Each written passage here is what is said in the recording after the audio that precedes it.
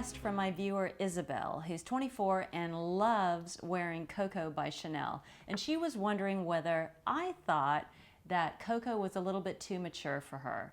She asks, could you please say a few words about the age issue?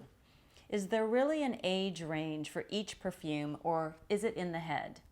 Well, Isabel, I think the whole age issue for fragrances comes down to two things. One is your association with the perfume or the cologne.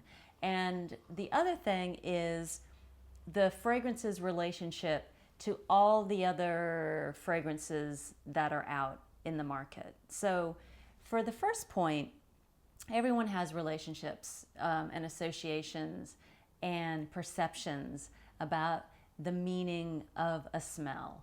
And if you associate a fragrance with somebody you grew up with, someone who was older, maybe an older relative, something that happened in your past, sometimes you can think that a particular fragrance is mature. Now, maybe the person you smelled it on when you were younger, maybe they weren't even that mature. Maybe they were 18 and you were 9, but you associate the fragrance with a grown-up gentleman or lady smell. Or maybe they weren't that much of a lady. Know what I mean?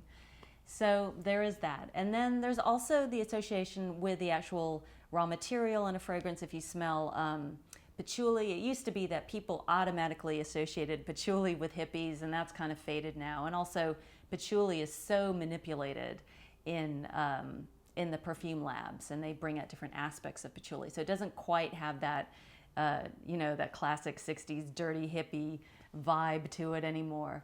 And there's also things like, as we go along, as the science progresses, different ingredients get created all the time. So that's why in the last 10 years or so, we've had this total influx of fragrances that smell very much like cupcakes or cotton candies. And that's because the aroma chemical is on the market and it's being thrown into fragrances. So therefore, we associate those sweeter perfumes as being more current and perhaps younger and more youthful.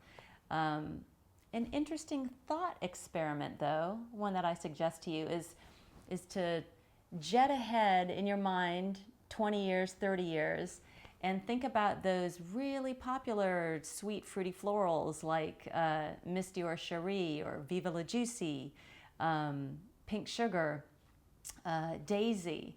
And just think, 20 or 30 years' time, there's going to be some youngsters out there saying that they smell old lady. Viva La Juicy, old lady. And you're going to be going, I was a young slip of a thing. I was a nubile young sprite in the woods of the world. Whatever are you talking about? I'm getting out my fan. I'm fluttering it in disapproval. So there is that.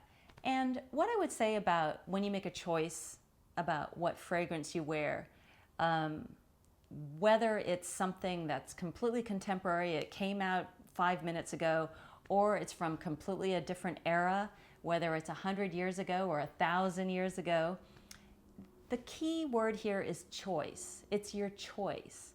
And I think that carries a lot of weight. Perfume is a very intimate way to express yourself. I mean, we express ourselves in all different ways, all different choices. How am I going to wear my hair? What kind of necklace am I wearing? I'm going to wear yellow today. Your clothes, even what you're interested in, what you want to talk about. All of these things are part of our constructed persona. And perfume plays into that. Fragrance plays into that. So if you make a choice, if you're leaning towards something, if you're a girl who wants to find your, just kind of mosey on over to the guys aisle because you're attracted to a fragrance that's perhaps more woodsy or has a bit of incense in it or, isn't quite so sweet. You already know, you don't need my permission. You don't need to kind of like check around and find out, is it okay to wear a guy's fragrance? Is it okay to wear Dior Because I love, the chocolatey iris in it. You've already answered that question for yourself. You want to wear that. If you're a guy who wants something a little more full-bodied, more interesting, a little further afield than the kind of sneezy fougères that are out there, you don't want to necessarily smell like the stuff that's being guffed outside Abercrombie and Fitch, yeah, by all means, go over and check out Hypnotic Poison. See what it does for you. Check out White Florals. And I think the main thing is, to Isabel and to everybody, trust your own nose, trust your own taste. If you think something's beautiful, if it makes you feel fantastic when you wear it, wear it. You know, there's no real rules. I guess factor in if you get complaints, if people don't want to be, you know, hang around you, but wear what you love, trust your nose, and let that be your guide. You know, don't worry about, is it too mature, is it too young? You know, we all are young at heart.